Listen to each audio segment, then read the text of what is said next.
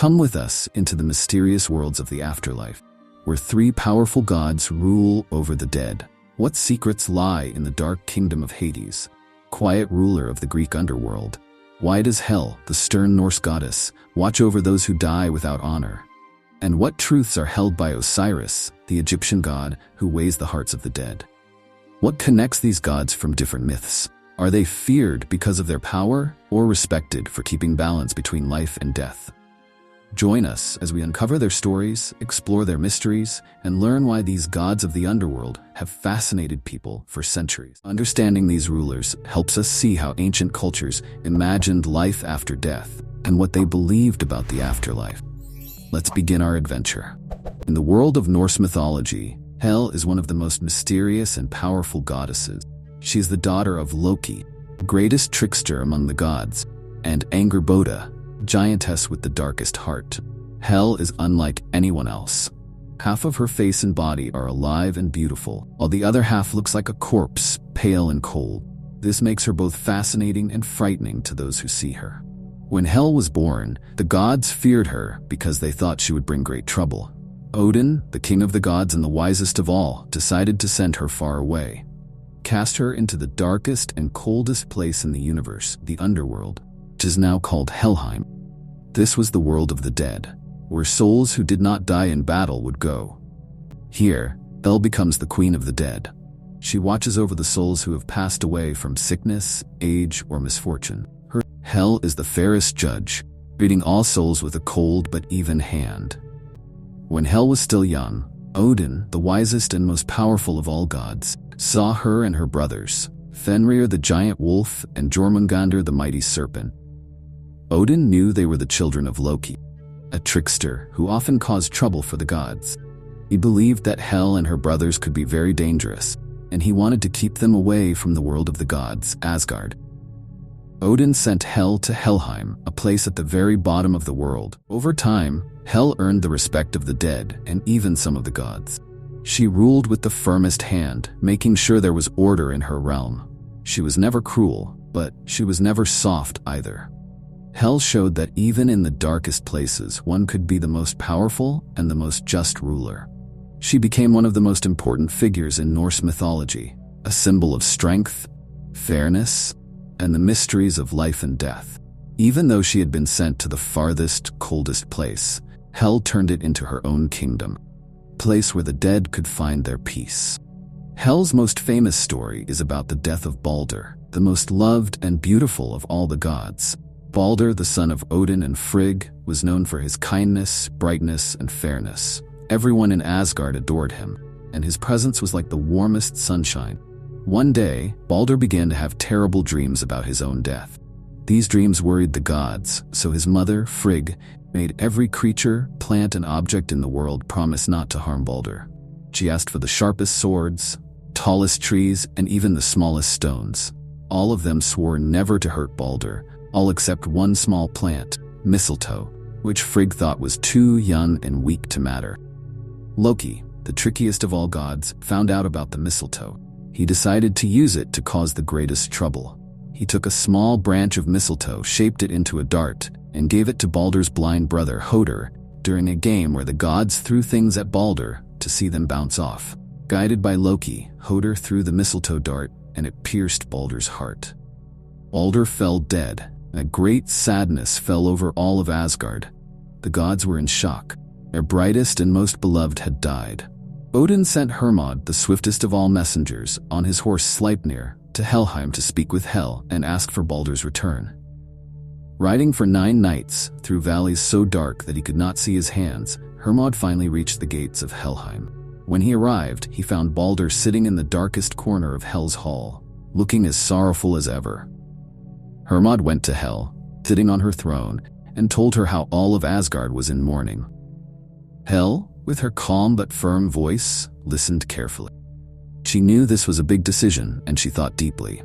Finally, she said, "I will let Baldur go back to Asgard, but only if every living and dead thing in the world weeps for him. If they all cry, then it means he is truly loved, and I will let him go." The gods quickly spread Hel's message. Every person, every animal, every tree, even the rocks and rivers began to cry for Balder. It seemed like the whole world was filled with tears. Just when it seemed like Balder would return, the gods found one creature who did not weep. It was a giantess named Thok, who was hiding in a cave. When asked to cry for Balder, Thok refused, saying, "I have no reason to cry for him. Let Hel keep what she has." Unknown to the gods, Thok was actually Loki in disguise, once again causing trouble. Because one creature did not cry, Hel's condition was not met. Balder had to stay in Helheim. Hel, true to her word, kept Balder in her realm, showing that she was the fairest and firmest ruler. She was not easily swayed by emotions or pleas, even from the greatest of gods. She proved that death is a part of life that cannot be avoided, even by the gods themselves. This story shows Hel as one of the wisest and most just characters in Norse mythology. She kept her word and did what she believed was fair, proving that she was a goddess who would always be remembered for her strength, fairness, and unshakable will. But the icy grip of Hel isn't the only force that commands the dead. Far to the south, beneath the golden temples and sunlit skies of Greece, lies another ruler, one whose domain is guarded by rivers of the dead and a three-headed hound. Enter the shadowed halls of Hades, where the souls of heroes and mortals alike find their final resting place, or perhaps their eternal punishment. Hades was one of the greatest gods in Greek mythology. He was the eldest son of Cronus and Rhea, two powerful titans. When Hades was born, his father, Cronus, swallowed him whole to stop him from taking his throne. But one day, Hades' younger brother, Zeus, saved him and his other siblings by making Cronus spit them out. After they were free, Hades and his brothers, Zeus and Poseidon, fought a huge battle against the Titans to win control of the world. This battle was called the Titanomachy. When the gods won, they decided to divide the world among themselves. Zeus got the sky, Poseidon got the sea, and Hades received the darkest and scariest realm, the Underworld. The Underworld became Hades' kingdom, where he ruled over the dead. Hades built the Underworld into his own kingdom, creating a fair system to judge souls. He made sure everyone got what they deserved. Hades faced many challenges, but he was always the wisest and most determined. He set strict rules, making the Underworld a place of order. Even though his realm was dark, Hades became the most respected ruler there. One day, Hades saw Persephone, the most beautiful goddess, picking flowers. He was so captivated that he decided to make her his queen. Hades used his chariot to quickly pull Persephone into the Underworld. Her mother, Demeter, was heartbroken and made the earth cold and barren. Zeus sent Hermes to bring Persephone back, but since she had eaten pomegranate seeds, she had to spend part of each year with Hades. This story explains the changing seasons. We have covered this story on our channel in full length. Hades was a unique god with a mix of powerful traits. He was known for being fair, just, and very wise. Although he ruled the dark and mysterious underworld, he was not evil. Instead, he made sure that all souls were treated equally and received what they deserved. Hades had an important relationship with his brothers. With Zeus, he had a respectful, sometimes tense connection. He shared the duties of ruling the world with Zeus and Poseidon. Hades and Poseidon worked together at times, but they each controlled their own realms. Hades' bond with Persephone was special. He loved her deeply and made her queen of the underworld. Even though they had some challenges, they respected each other. Hades was stern but cared for Persephone, making their partnership a strong one. His control over this shadowy realm made him an important part of the gods' world. Hades also taught people about the cycle of life and death. The story of Persephone, who spends part of the year with him, explains why we have seasons. His role in myths helped shape ancient Greek beliefs about life, death, and the afterlife. Hades governs his realm with an unyielding hand. The underworld isn't always a place of darkness and despair. Cross the seas to the ancient lands of Egypt, where a different kind of king presides over the dead. Here, Osiris, the green-skinned god, rules with wisdom and justice. Osiris became the first king of Egypt. He was the wisest ruler, bringing laws, farming, and peace to the land. He taught the people how to grow crops and build cities. Everyone loved Osiris for his fairness and kindness. His reign was the happiest and most prosperous time in Egypt. But his brother Set grew envious of Osiris's power and started plotting against him. This was the beginning of a conflict that would change everything. Osiris' story would become one of the most important and exciting tales in all of Egyptian mythology. Osiris was the most respected and fair king Egypt had ever known. He spread knowledge, taught the people how to farm, and helped everyone live in peace and harmony. He ruled with his wife, Isis, the most powerful goddess of magic. Together, they made Egypt the richest and happiest place in the world. But Osiris's brother, Set, was the most jealous and angry of all the gods. He hated how everyone loved Osiris and wanted his brother's power for himself. Set came up with the trickiest plan. He invited Osiris to a grand party and brought a beautiful coffin made of the finest wood and decorated with gold and jewels. Set announced that whoever fit perfectly inside the coffin could keep it as a gift. One by one, the guests tried, but none of them fit. When Osiris took his turn, the coffin fit him perfectly. Suddenly, Set and his followers slammed the lid shut and sealed it with the strongest nails. Set then threw the coffin into the Nile River, where it floated away to a faraway land. Everyone was shocked and heartbroken. Egypt was no longer the happiest place. It was now a land full of sadness. The story of Osiris and Set was about to get even more intense. Osiris was trapped in the coffin, drifting far away down the Nile River. The coffin traveled for many days and nights, finally washing ashore in a distant land called Byblos. There, a great tree grew around the coffin, hiding it from view. Osiris was lost, and Egypt fell into sadness. But his loving wife, Isis, the most determined and clever goddess, refused to give up on him. She searched everywhere, traveling through deserts, forests, and rivers, asking everyone she met if they had seen Osiris. After a long and difficult journey, Isis found the coffin in Byblos. She brought it back to Egypt, hiding it in the marshes to keep it safe. But Set, the most wicked and vengeful of gods, discovered that Osiris had been found. He was furious. One night, Set snuck into the marshes, found the coffin, and in his anger, chopped Osiris's body into 14 pieces. He scattered the pieces across Egypt, hoping Osiris would never be whole again. Isis was heartbroken, but she did not give up. She called upon her sister Nephthys, kind goddess of mourning, to help her. Together, the two sisters began the most difficult task of finding all the pieces of Osiris. They searched every corner of Egypt, from the highest mountains to the deepest waters. With the help of Anubis, the god of mummification and protector of the dead, they finally found all of Osiris's body parts, except one. The last piece was lost forever. Isis was the most powerful in magic, and she used her great powers to make Osiris whole again. Anubis helped Isis and Nephthys wrap Osiris in cloth, performing the very first mummification to preserve his body. Then, Isis used her magic to breathe life back into Osiris. But Osiris could not stay in the world of the living. Instead, he became the greatest god of the Underworld, ruling over the land of the dead. There, Osiris judged the souls of those who passed away, deciding who would enter the peaceful afterlife and who would be punished. Even in death, Osiris remained the most important figure in Egyptian mythology.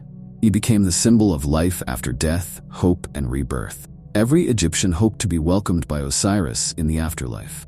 They believed that just like Osiris, they could be reborn and live forever. They led good lives.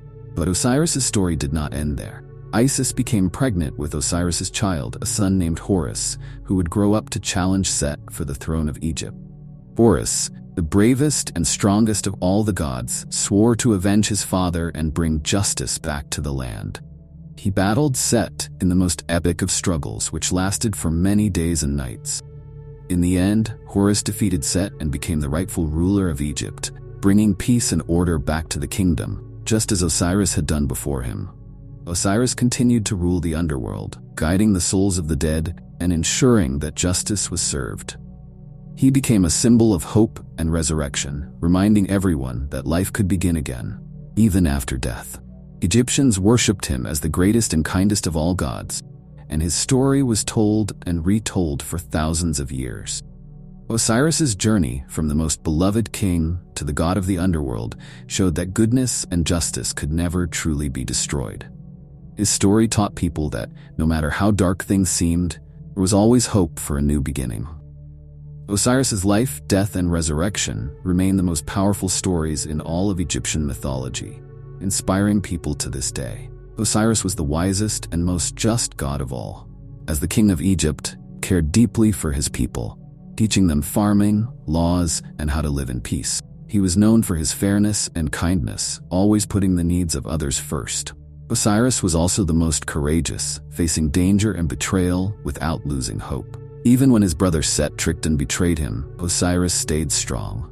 His greatest love was for his wife, Isis, the most powerful goddess of magic. They were the perfect team, always supporting and protecting each other. Their love was so strong that even death could not separate them. Isis never gave up on Osiris, searching the world to bring him back to life. Their bond showed the greatest example of love, loyalty, and teamwork. Osiris had a complex relationship with his brother Set, who was jealous and full of anger. Set's evil actions brought conflict and sadness, but Osiris's spirit remained unbroken. He also had a strong bond with his son Horus, who became the bravest warrior to fight against Set, continuing his father's legacy. Osiris's relationships with his family show his love, courage, and strength, making him one of the most beloved gods of all time. Osiris left the greatest legacy in Egyptian mythology. He became the god of the afterlife, guiding souls and judging them fairly. Egyptians believed that Osiris would welcome them into a peaceful afterlife if they lived good lives. His story gave hope to everyone, showing that even in death, there could be a new beginning. Because of Osiris, the idea of life after death became one of the most important beliefs in ancient Egypt. Temples and tombs were built in his honor, and his name was spoken with the utmost respect. He taught people to value justice, kindness, and the power of love. Osiris's story also taught them that good would always win over evil, no matter how hard the struggle. However, some misunderstand Osiris. Some think he was only a god of the dead, but he was also the god of life, growth, and rebirth. Others imagine him as a weak figure, forgetting that he was once the strongest and most beloved king of Egypt. Osiris was both a gentle ruler and a powerful judge. His legacy reminds us that, like him, we can find hope, even in the darkest time. But even the mysteries of Osiris can't contain the full spectrum of the underworld's power. Travel now to the misty lands of the Celts, where another underworld awaits Arawn, place of otherworldly beauty and hidden danger. Governed by the enigmatic Arawn, Arawn is more than a realm of the dead. It is a place where the living and the dead may meet, where quests begin, and where magic and fate intertwine. Long ago, in the mystical world of Celtic mythology, there was a hidden realm called Arawn. It was the most mysterious and beautiful underworld, a place filled with lush green meadows, sparkling rivers, and treasures beyond imagination.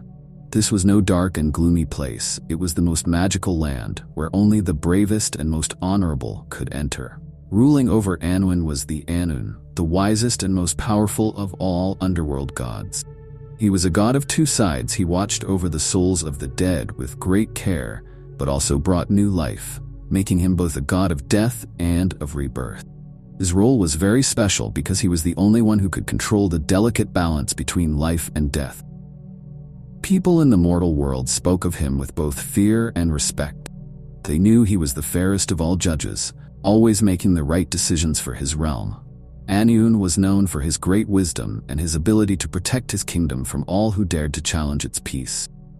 In his hands, the secrets of life and death were safe, and his rule was the most just of all. The Arawn's early life is shrouded in mystery, making him one of the most intriguing figures in Celtic mythology. No one knows exactly where he came from, but legends say he was born from the magic and wonder of the otherworld, making him a truly extraordinary being. In his youth, the Arawn was already known for his remarkable strength and wisdom.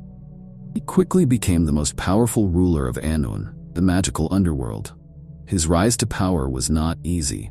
He faced many challenges and rivalries, proving himself to be the greatest and most fair leader. One of his most important early events was his struggle against a fierce rival named Halfdan. Halfdan was known for being cruel and wanted to take over Arawn. The Arawn had to use all his wisdom and bravery to protect his realm. His clever strategies and great skill in battle ensured that Halfdan was defeated.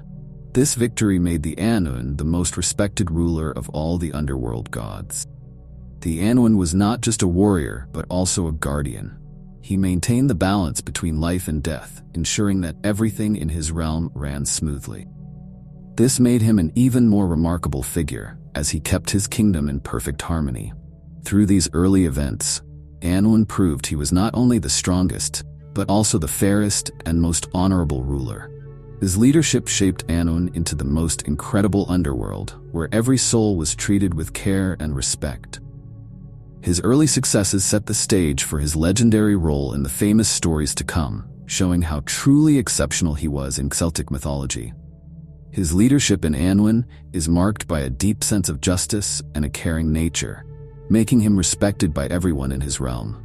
The Anwen has a unique personality that combines strength with gentleness. He is always fair and never unfairly punishes anyone. Instead, he listens to all sides before making decisions, which makes him the most balanced and just ruler of all underworld gods. He has a great ability to understand and manage the delicate balance between life and death. In his relationships with other gods, Arawn is both respected and admired. His main rival was Hafga, a powerful but cruel god who wanted to take over Anwen. Despite their rivalry, the Arawn showed honor and fairness, defeating Hafgan in a way that proved his great skill and wisdom. This shows how he is the most honorable and skilled warrior when needed. In stories and legends, the Anwen is celebrated for his just decisions and his role in maintaining harmony in his realm. He is a symbol of wisdom and honor, and his tales are told to show the importance of being brave, fair, and respectful. However, there are some misconceptions about the Anwen. Some people mistakenly think of him as a dark and frightening figure because he rules the underworld. But in reality, the Anwen is not a scary god. His realm is more like a beautiful and peaceful place where souls find rest and where new life can begin. Another misconception is that he is only a god of death. In truth, the Anwen also represents rebirth and renewal. He has the power to bring new life, making him a very important and positive figure in Celtic mythology. Today, the Anwen is still remembered as a powerful and fair ruler. His stories continue to teach people about the values of justice, courage, and respect. Even though some ideas about him are mixed up, his true legacy shines as a symbol of the most amazing and balanced ruler of the underworld, showing how special and important he truly is. The stories of Hades, Hel, and Osiris, three gods of the underworld, have many lessons for us today. These ancient myths teach us about life, death, and what comes after. But they also help us understand important values and ideas that still matter. Hades is the Greek god who rules over the underworld. From his story, we learn that death is a natural part of life. Hades teaches us to be fair and just. Hel teaches us that everyone has a place, even those who do not achieve fame or glory. She watches over the forgotten and the ordinary, showing that all lives have value. Osiris is killed by his brother. From his story, we learn that even in the darkest times, there is hope. Life can start again, and new chances can come. They show us that death is not just an ending, a part of a larger cycle of life. Even though these stories are very old, their lessons are still important today. They help us think about how we live, how we treat others, and what we believe about life and death.